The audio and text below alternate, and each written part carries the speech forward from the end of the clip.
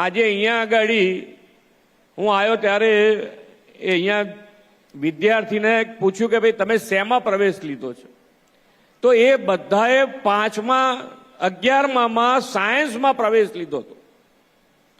તો સાયન્સમાં પ્રવેશ લઈને આગળ વધવું એ દરેક માતા પિતા માટે એક ગૌરવની ક્ષણ હોય છે કે ભાઈ મારો દીકરો કે દીકરી સાયન્સમાં અભ્યાસ કરે છે.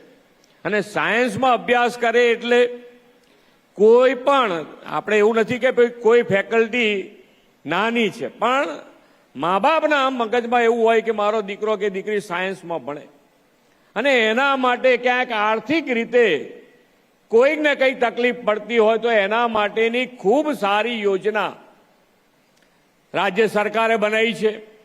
અહીંયાથી હમણાં ઉલ્લેખ થયો નમો લક્ષ્મી અને નમો સરસ્વતી.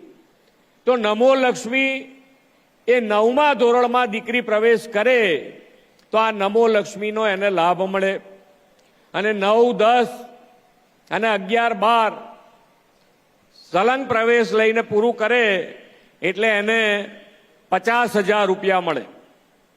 એ જ રીતે નમો સરસ્વતી કે જે 11મા ધોરણ સાયન્સમાં લે તો એમાં દીકરા દીકરી બંનેને આ 25,000 રૂપિયા મળે છે. 11 અને 12 પાસ કરી લે એને 25,000 રૂપિયા અને દર મહિને આપતા હોઈએ છીએ એની અંદર.